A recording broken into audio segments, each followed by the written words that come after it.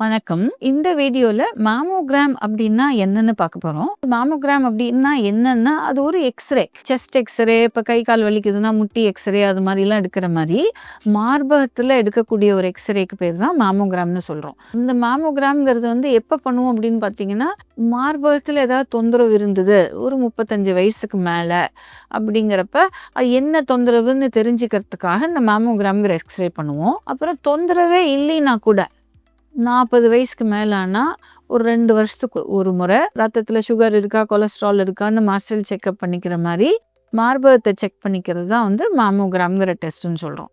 So இந்த மேமோகிராம்ங்கிற டெஸ்ட்ல என்ன பண்ணுவாங்கன்னா, இந்த மார்பகத்த வந்து எடுத்து ஒரு ஒரு பிளாஸ்டிக் பிளேட் மாரி இருக்கும். அது மேல பொசிஷன் பண்ணி, அது மேல இன்னொரு பிளேட் வச்சு லேசா ஒரு அழுத்தம் குடுத்து, அதுலேருந்து எக்ஸ்ரே எடுத்து பார்க்கறது தான் இந்த மார்பக எக்ஸ்ரே, மேமோகிராம்னு சொல்றது. ஸோ இப்படி பண்ணா வலிக்குமா அப்படின்னு எல்லாருக்கும் பயம் வரும். ஸோ இது வந்து வலின்னு கிடையாது. நல்லா பண்ணினா அது வலிக்காது. இது கொஞ்சம் ஒரு அசௌரியமா இருக்கும். இந்த டெஸ்ட்ட பண்ணக்கூடியவங்க வந்து லேடீஸ் தான் பண்ணுவாங்க. ஸோ லேடீஸ்டே பண்ணா கூட நமக்கு போய் ஒரு இடத்துல போய் சங்கோஜமா இருக்கும். ப்ளவுஸ் எடுத்துட்டு அவங்க ஒரு கவுன் தருவாங்க. அது போட்டுக்கிட்டு அப்புறம் பொதுவா அந்த ரூம் எல்லாம் கொஞ்சம் சில்லுன்னு வச்சிருப்பாங்க. அந்த மெஷினுக்கு வந்து நல்ல ஒரு கோல்டு அட்மாஸ்பியர் தேவை. ஸோ அப்படிங்கும்போது அதெல்லாம் வந்து எல்லாமே வந்து நமக்கு ஒரு பயம் வேற ஏதாவது இருக்குதுன்னு சொல்லிருவாங்களோன்ற பயமும் இருக்கும். நல்ல அனுபவம் வாய்ந்த டெக்னீஷியன்ஸ்லாம் என்ன பண்ணுவாங்க, ஆரோக்கியமா வந்து அத எடுத்து சொல்லி இப்படிதான் பண்ண போறோம்னு உங்களுக்கு புரிய வச்சுட்டு, உங்களுடைய பயத்தை எல்லாம் போக்கிட்டு அவங்க பண்ணுவாங்க. ஸோ அப்படி பண்ணும்போது அது ஒரு அசௌரியமா தான் இருக்குமே தவிர, அது வலின்னு இருக்காது. பொதுவா வந்து மென்சஸ் வந்துட்டு இருக்க ஏஜ் குரூப்ல 35லேருந்து 50க்குள்ள மேமோகிராம் பண்ணோம்னா, இது வந்து மென்சஸ் வந்து முடிஞ்ச அந்த வாரத்துல பண்ணிக்கிட்டோம் அப்படின்னா, அசௌரியம் அந்த வலி கொஞ்சம் கம்மியா இருக்கும். ஸோ அந்த வாரத்துல அத பண்ணிக்கலாம். இந்த மேமோகிராம் பண்ணிக்க வரும்போது பவுடர்லாம் போட்டுக்காதீங்கன்னு சொல்லுவோம். பொதுவா லேடீஸ் வந்து நல்லா வேர்த்து போயிடும். அது வெளியில போறோம், டாக்டர் பார்ப்பாங்க. அதனால பவுடர் போட்டுட்டு வரலான்னு சொல்லிட்டு அக்குல்ல மார்பகத்துக்கு கீழ எல்லாம் நிறைய பவுடர் போட்டுட்டு வந்துருவாங்க. ஸோ இந்த பவுடர் போட்டுட்டு வந்தா நமக்கு எக்ஸ்ரே எடுக்கும்போது அதனால நமக்கு கொஞ்சம் டிஸ்டர்பன்சஸ் அந்த பவுடர்ல கால்சியம் இருக்கும் இல்லையா, அது நம்மள சிலர்ல குழப்பி விட்டுரும். அதனால வந்து பவுடர் போட்டுட்டு வர வேணாம்னு சொல்லுவோம். அப்புறம் 2வது அக்குலேயும் அந்த வேர்வை வராமல் இருக்கிறதுக்கு அந்த ஸ்ப்ரே எல்லாம் போடுறாங்கல்ல, அதையும் வந்து எக்ஸ்ரே எடுத்துக்க வர்ற அன்னைக்கு போடாதீங்கன்னு சொல்லுவோம். அப்புறம் மேமோகிராம் எடுக்க வரும்போது இதுக்கு முன்னாடி நீங்கள் எப்பயாவது பண்ணியிருந்தீங்க அப்படின்னா, பழைய ரிப்போர்ட் எல்லாமே கொண்டுட்டு வந்தா நல்லது. ரிப்போர்ட் மாத்திரம் இல்லாம இந்த ஃபில்ம்ஸ் எல்லாம் குடுப்பாங்க, இல்ல சிடி குடுப்பாங்க. ஒரு சென்டர்ல ஒரு மாதிரி.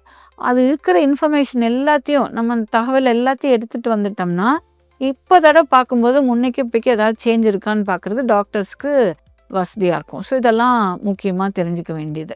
மேமோகிராம் இது என்ன அப்படின்னா, அந்த டெக்னாலஜி என்ன அப்படின்னு பார்த்தீங்கன்னா, இந்த எக்ஸ்ரே எடுக்கிறது வந்து அந்த காலத்துல நமக்கு ஒரு 15, 20 வருஷத்துக்கு முன்னாடிலாம் என்ன பண்ணுவோம், ஃபோட்டோ எடுக்கிறதெல்லாம் பார்த்தீங்கன்னா, எனக்கு தெரிஞ்ச ஒரு 20, 25 வருஷத்துக்கு முன்னாடிலாம் நமக்கு வந்து இந்த கோடக்கு, கோனிக்கான்னு ஃபில்ம் ரோல்ல வாங்கி கேமரால போட்டு ஒவ்வொரு இதையும் கிளிக் பண்ணிட்டு அப்புறம் அதை வைண்ட் பண்ணி அப்புறம் இல்லை அது ஆட்டோமேட்டிக்காக வைண்ட் ஆகும். அப்புறம் இன்னொரு படம் எடுப்போம். அப்புறம் அதெல்லாம் ஃபில்ம் எல்லாம் ஒரு 30, 36 எடுத்து முடிச்ச அப்புறம் அதை எடுத்து ஃபோட்டோ கடையில் கொடுத்து டெவலப் பண்ணி அப்புறம் பிரிண்ட் போடுவாங்க. அப்புறம் என்ன வந்துச்சு, ஸ்கேனர்லாம் வந்துச்சு. பிரிண்ட் போட்ட படத்தையெல்லாம் நம்ம ஸ்கேன் பண்ணி டிஜிட்டல் ஆக்கணும். அப்புறம் என்ன வந்தது, டிஜிட்டல் கேமராவே வந்துச்சு. இப்போ எல்லாம் ஃபோன்லேயே எடுத்துடுறாங்க வீடியோ முதல் கொண்டு. இதே மாதிரி தான் மேமோகிராம் எடுக்கிற டெக்னாலஜியும் இந்த 15, 20 வருஷமா நிறைய மாறிடுச்சு. முன்னாடிலாம் அந்த ஃபில்முன்னு அந்த கேசட்டுன்னு சொல்லுவோம், அதை வச்சுட்டு எக்ஸ்ரே எடுப்போம். அப்புறம் எக்ஸ்ரே எடுத்துட்டு அந்த டெக்னாலஜிஸ் எடுத்துட்டு போய் ஒரு டார்க் ரூமில் அதை டெவலப் பண்ணி பார்த்துட்டு அது சரியாக எடுத்திருக்கா இல்லையான்னு பார்த்துட்டு வருவாங்க. அது சரியாக எடுக்கலன்னா திருப்பி வந்து ஒருக்கா எடுக்கணும். இது மாதிரி ஒரு பேஷண்ட்டுக்கு கிட்டத்தட்ட 1/2 மணி நேரம் வரைக்கும் கூட ஆகும் எடுத்து முடிக்கிறதுக்கு. அப்புறம் வந்து அந்த ஒரு சிஆர் டெக்னாலஜின்னு வந்துச்சு. சிஆர் டெக்னாலஜியில் என்ன அப்படின்னா, அந்த கேசட்டு போடுறதையே அதை டிஜிட்டலாக அது கன்வெர்ட் பண்ணிடும். டிஜிட்டல்னால் இப்போல்லாம் அந்த கம்ப்யூட்டரில் பார்க்குறோம் இல்லையா, அதை சொல்கிறோம். இப்போ அது வந்து எடுக்கிறதே டிஜிட்டலாக எடுத்துருவோம். அதுலேயும் வந்து இந்த 3வது பரிமாணம்னு சொல்லிக்கூடும், டெப்த். இப்போ நம்ம யூஸ்வலாக வந்து நம்ம பிரெஸ்ட் வந்து ஒரு உருண்டையான ஒரு வடிவம். நம்ம அந்த உருண்டையான ஒரு வடிவத்தை 2 பரிமாணங்களில் அழுத்தி பார்க்கும்போது நமக்கு தேவையான தகவல் அதில் கிடைக்காம போயிடுது. இப்போ இருக்கிற மெஷின் டோமோ மேமோகிராம்னு சொல்லுவோம். அது என்ன பண்ணும், இப்படி ஒரு ஃபுல்லாக ஒரு ஸ்கேன் பண்ணிடும்போது ஸ்லைஸாக ஏதாவது சின்னதாக ஏதாவது அப்நார்மாலிட்டி இருந்துச்சுன்னா, ஏதாச்சும் ஒரு மாற்றம், தப்பான வளர்ச்சி ஏதாவது இருந்தால் கரெக்டாக காட்டி கொடுத்துரும். இப்போ கரண்ட்டாக எல்லா இடத்துலையும் நிறைய இடத்துல இந்த டோமோ மேமோகிராம்ங்கிறது தான் ரீசெண்ட்டு.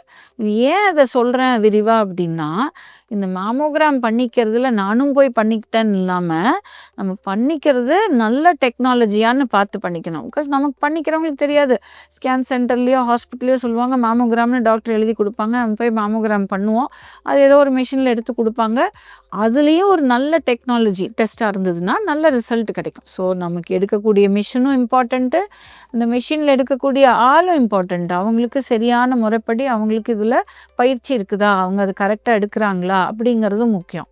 அப்புறம் அவங்க எடுத்து முடிச்சப்பறம் டாக்டர்ஸ் பார்க்குறாங்க இல்லையா, அவங்களுக்கும் அதில் பயிற்சி இருக்குதா இல்லையாங்கிறதும் ஒரு முக்கியமான விஷயமா இருக்கும். அப்புறம் இன்னைக்கு ஒரு இடத்துல எடுத்தோம், நாளைக்கு ஒரு இடத்துல எடுத்தோம், நாளான்னைக்கு அங்கே போனோம் அங்கே எடுத்தோம் அப்படின்னு விட்டு விட்டு வேறு இடத்துல பண்ணும்போது தொடர்ச்சி இல்லாமல் தகவல் இல்லை அப்படின்னாலும் சில சமயம் நமக்கு அது வேண்டாத ரொம்ப விலைக்கு வாங்குற மாதிரி ஆகும். ஸோ அதனால இதெல்லாம் ரொம்ப இம்பார்ட்டண்ட் அந்த மாமோகிராம்னு எடுக்கிறது. அப்புறம் நிறைய பேர் என்ன கேட்குறாங்க அப்படின்னா, மாமோகிராம் எடுக்கிறதுனால அதுவே ஒரு எக்ஸ்ரே தானே, அந்த எக்ஸ்ரேனால ரேடியேஷன் ரிஸ்க் இருக்கா, கதிர்வீச்சு ரிஸ்க் இருக்கா, அதனால் எனக்கு கேன்சர் வருமா, எதுக்காக இந்த டெஸ்ட் பண்ணுறோம், ஏதாவது தொந்தரவு இருந்தால் அது என்ன தொந்தரவுன்னு கண்டுபிடிக்கிறதுக்கு பண்ணுறோம். இப்போ சிடி ஸ்கேன் எடுக்கிறோம், ஒரு அடிப்பட்டால் ஒரு எக்ஸ்ரே எடுக்கிறோம், அதுவும் எக்ஸ்ரே தான். அந்த எக்ஸ்ரே தேவைப்படுது அந்த நேரத்துக்கு. இது டயக்னோஸ் பண்ணுறதுக்கு இது என்னன்னு இது தெரிஞ்சால் தான் நம்ம அதுக்கான அடுத்த ஸ்டெப் எடுக்க முடியும். அதே மாதிரி இந்த பிரெஸ்ட்டில் ஏதாவது தொந்தரவு இருந்தாலும் டயக்னோசிஸ்க்கு இதை பண்ணால் தான் அடுத்தது எப்படி அதுக்கு ப்ரொசீட் பண்ண முடியும். இது சாதாரண கட்டியா, அது கேன்சர் கட்டியா, அந்த கேன்சர்னால் அது என்ன டைப் கட்டி, எவ்வளோ தூரம் இருக்குது அப்படின்னா தான் அதுக்கான ட்ரீட்மெண்ட்டை சொல்ல முடியும். ஸோ அதனால் அந்த ரேடியேஷன் ரிஸ்க்குன்னு பயப்பட வேண்டாம். இப்போ எனக்கு ஒரு தொந்தரவுமே இல்லை, நான் போய் ரொட்டீனாக செக் பண்ணிக்கணுமா, அந்த மாஸ்டல் செக்கப்பில் மேமோகிராம் பண்ணிக்கணுமா, அப்போ தொந்தரவே இல்லாதப்ப எனக்கு அது எக்ஸ்ரே ரேடியேஷன் ரிஸ்க் இல்லையா அப்படின்னும் கேட்பாங்க. ஸோ அதெல்லாம் அடிக்கடி பண்ண வேண்டாம், ஒரு 2 வருஷத்துக்கு ஒரு முறையாவது பண்ணிக்க சொல்கிறோம். ஸோ இந்த 2 வருஷத்துக்கு ஒரு முறை பண்ணும்போது இந்த மேமோகிராம்னால் வரக்கூடிய அந்த ரேடியேஷனை பெருசாக பாதிக்காது. இப்போ நம்ம உலகத்தை சுற்றி வரோம், நிறைய இடத்துக்கு போகும்போது நம்ம சுற்றுப்புற சூழ்நிலையில் இருக்க ரேடியேஷன் ரிஸ்கே நமக்கு அதிகம். ஸோ அந்த மாதிரி அதை விடவும் இது அதிகமாக போயிடாது. அதனால் அதை பற்றி பயப்பட வேண்டாம். அது பர்டிகுலர்லி குடும்பத்தில் யாருக்கான பிரெஸ்ட் கேன்சர் இருக்குது, கொஞ்சம் ஹை ரிஸ்க்குன்னு நினைக்கக்கூடிய சூழ்நிலையில் இயர்லி ஒன்ஸ் கூட பண்ணிக்க சொல்கிறோம். ஸோ இதில் பண்ணிக்கிறதுனால என்ன அட்வான்டேஜ், என்ன ஆதாயம்னு பார்த்தீங்கன்னா, கட்டி கைக்கு தெரியறதுக்கு முன்னாடியே, இல்லை ஒரு பிரச்சனை பெருசாகிறதுக்கு முன்னாடியே ஆரம்ப நிலையிலேயே கண்டுபிடிச்சிடலாம். அப்படி ஆரம்ப நிலையில் கண்டுபிடிச்சோன்னா இதை பூர்த்தியாக குணமாக்குறதுக்கூடிய வாய்ப்பு இருக்குது. இன்னொன்று என்ன கேட்குறாங்கன்னா, மேமோகிராமுக்கு பயந்துக்கிட்டு அல்ட்ராசவுண்டு பண்ணிக்கிட்டா, இந்த ஸ்கேன் டெஸ்ட்டுன்னு சொல்கிறாங்க இல்லையா, அதை பண்ணிக்கிட்டா போதுமா, இல்லை எம்ஆர்ஐ பண்ணிக்கிறேன்னா அதை பண்ணிக்கிட்டா போதுமா அப்படின்னு சொல்லி சில பேர் பண்ணிக்கிறாங்க. ஸோ இதில் மாமோகிராமில் ஒரு சில விஷயங்கள் தெரியும், அல்ட்ராசவுண்டில் ஒரு சில விஷயங்கள் தெரியும். ஒன்றுக்கு இன்னொன்று ரீப்ளேஸ்மெண்ட் கிடையாது. இது விட்டுட்டு இதை மாத்திரம் பண்ணால் போதும்னு பண்ண முடியாது. அதே மாதிரி எடுத்த உடனே எம்ஆர்ஐங்கிறது இன்னும் கொஞ்சம் காம்ப்ளெக்ஸ் டெஸ்ட். அந்த எம்ஆர்ஐங்கிற டெஸ்ட் ஒரு குப்புறப்படுத்திக்கிட்டு 15லேருந்து 20 நிமிஷம் ஆகும் அந்த டெஸ்ட்டை பண்ணுறதுக்கு. அதுக்கும் ஒரு மருந்து கொடுத்து பண்ணுவாங்க. அது பண்ணுறதுக்கும் ஒரு முக்கியமாக டெக்னாலஜி, டெக்னீஷியன், பார்க்கக்கூடிய டாக்டர் எல்லாமே இம்பார்ட்டண்ட்டு.